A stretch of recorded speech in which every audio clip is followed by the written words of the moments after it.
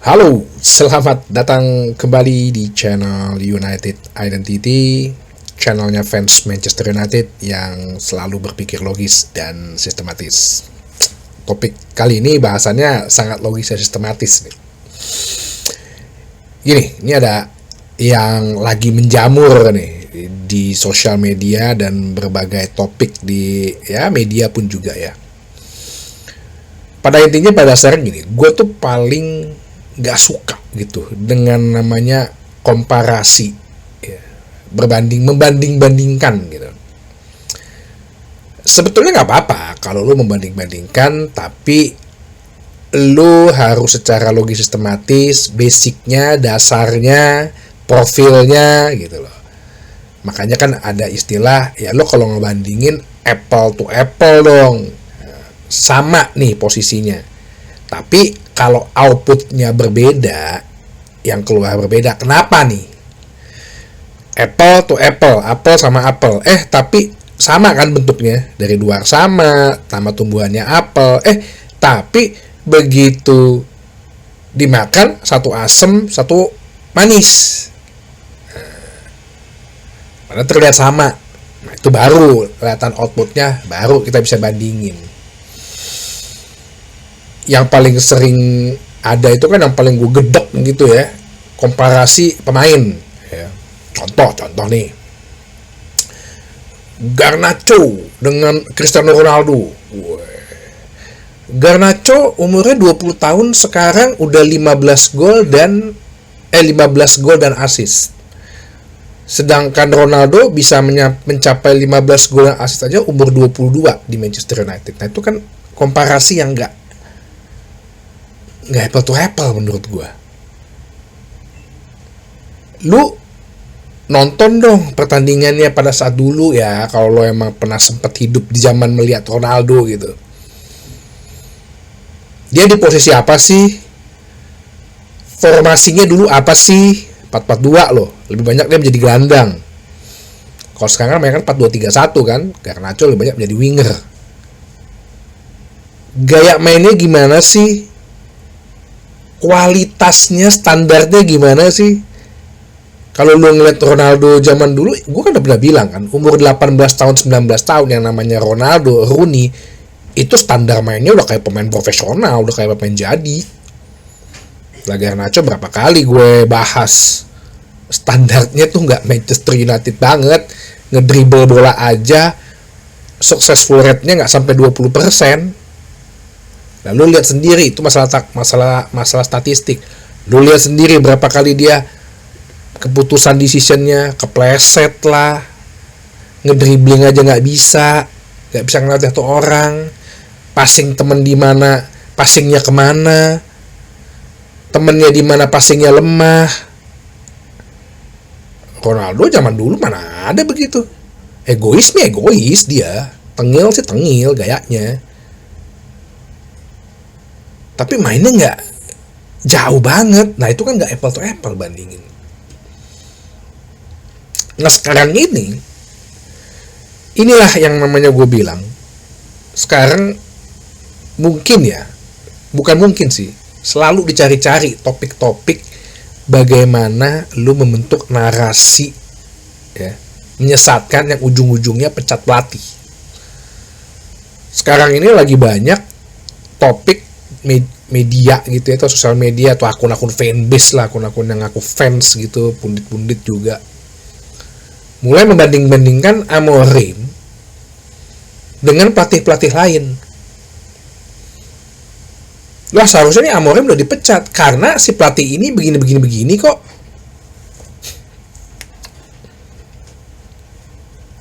Contoh ya, Amorim kemarin kita baru kalah nih sama Wolverhampton. Pelatihnya itu adalah Vitor Pereira. Kan gue bilang, Wolverhampton itu bahkan 5 pertandingan terakhir di Liga Inggris mereka menang berturut-turut ya. Tuh, lihat Vitor Pereira bisa tuh memanage Wolves, outputnya aja lu udah salah gitu. Vitor Pereira itu pelatih Portugal. Dia diambil menggantikan si Gary O'Neil ya. Dia itu kan dibawa untuk supaya menyelamatkan Wolves dari degradasi. Yes, berhasil. Tapi level berhasil sampai mana? Dari peringkat 18 jadi peringkat 16. Bukan dari 18 tiba-tiba jadi zona Liga Champion loh. Terus lo ngebandingin gitu. Yang pertama. Terus yang kedua, ada yang bilangnya gini. Justrunya Vitor Pereira pakai 3-4-3 bisa. Aduh. Ini yang kadang-kadang mesti gue otaknya atau otak berpikirnya di mana sih? Wolverhampton itu dari sejak zaman sebelum-sebelumnya, mungkin tepatnya Gary O'Neil dulu ya, bahkan sebelumnya lagi, itu mereka udah main 3-4-3.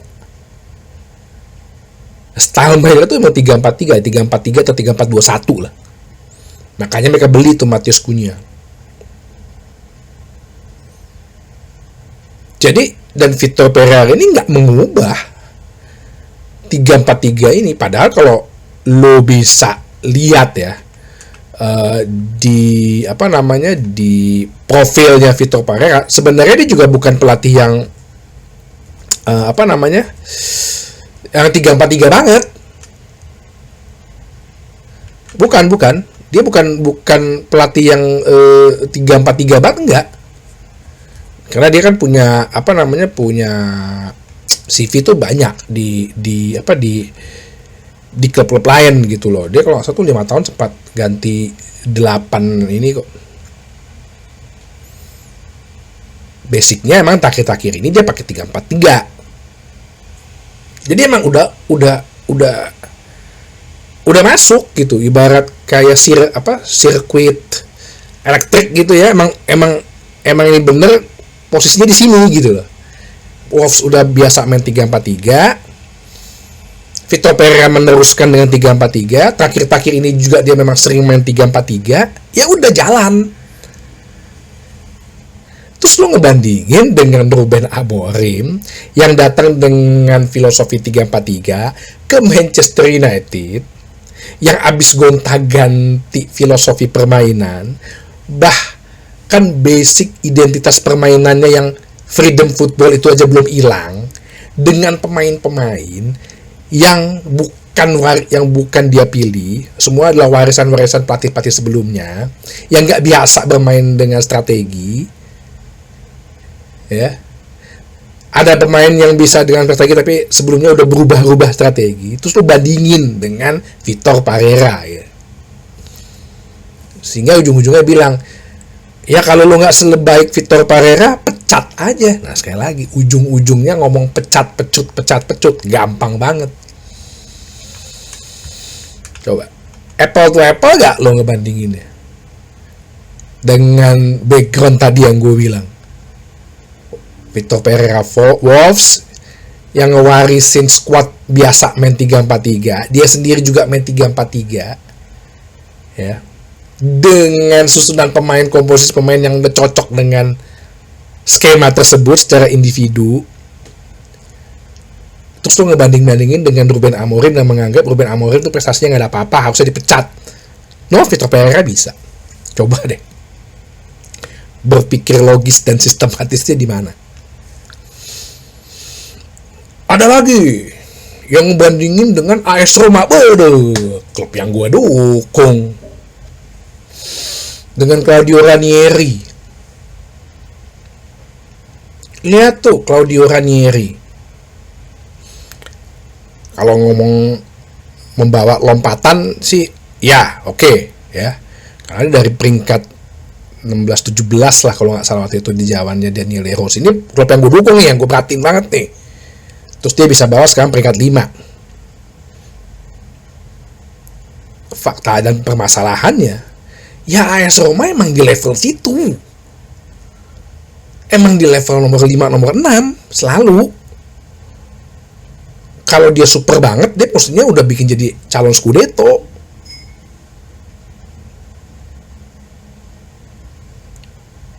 Toh dia juga pada dasarnya AS Roma kalau lo nonton ya, permainannya sebenarnya ya as Claudio Ranieri nggak ada yang perlu dirubah.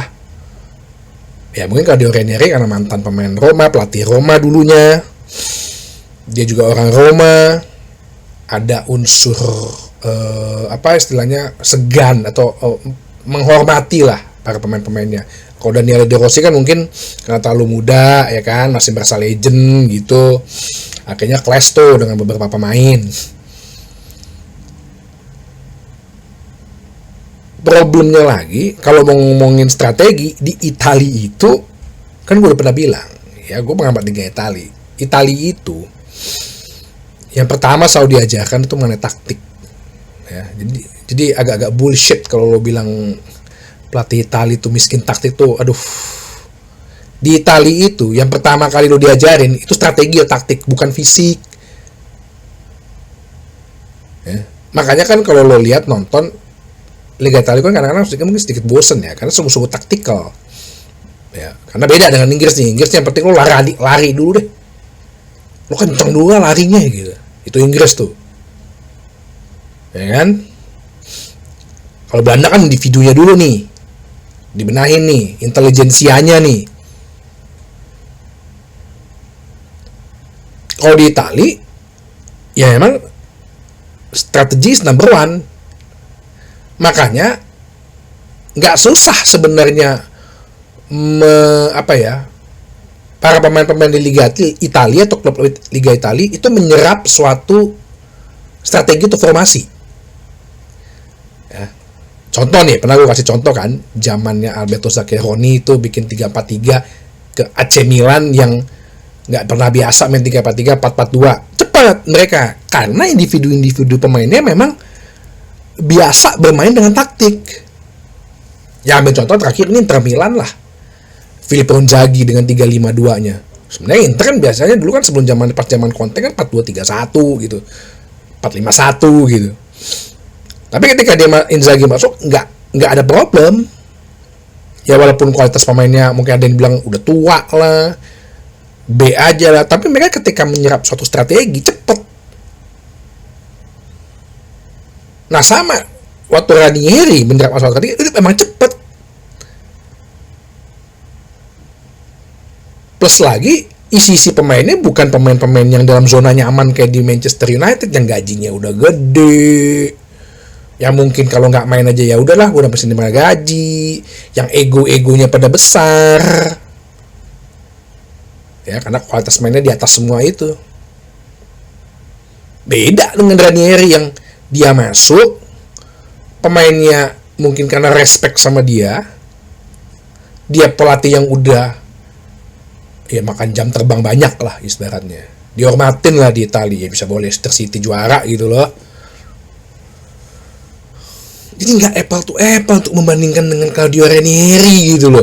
Nah Claudio Ranieri bisa menang, ya dia pinternya dia banyak menang dengan tim-tim bawah, dan menangnya itu juga bukan menang-menang yang meyakinkan ya. Kalau nonton 1-0 habis itu Ranieri bertahan, toh dia juga akhirnya kalah kan dari Atletico Bilbao ya, karena memang kualitas secara tim memang di situ, di bawahnya Bilbao. Makanya Ranieri itu main aman tanda kutipnya. Yang penting kemenangan nih, menang dapat nih. Kalau di Manchester United kan yang dirubah banyak. Ranieri emang sebanyak Amorim bikin interview. Amorim interviewnya seminggu 4 kali. Gimana dia mau kerja bener? Terus masih ada gitu orang yang ngebanding-bandingin. Amorim pecat nih. Masa Ranieri aja bisa? Masa Vitor Pereira aja bisa? Nah, dengerin ya, semoga kata-kata gue ini bisa lo share ke teman-teman lo, share ke akun-akun media atau apa gitu, untuk lo bisa berpikir logis dan sistematis. Karena visi dan misi channel ini adalah mengajak yang udah setahun nih, minggu ini nih, untuk fans Manchester United berpikir logis dan sistematis, sehingga nggak mudah teracuni, tergembosin, terpengaruh, terbawa gitu oleh akun-akun media, akun-akun sosial, akun-akun AI gitu ya suaranya. Ruben Amorim sepertinya akan dipecat yang gitu ya. Ya gue mengcounter, karena apa? Ya lo dengan banyak orang yang sejalan dengan gue, ya lu jangan merusak kebahagiaan kita gitu aja. Oke, sampai ketemu lagi di bahasan berikutnya di channel United Identity, channelnya fans Manchester United yang selalu berpikir logis dan sistematis. Terima kasih.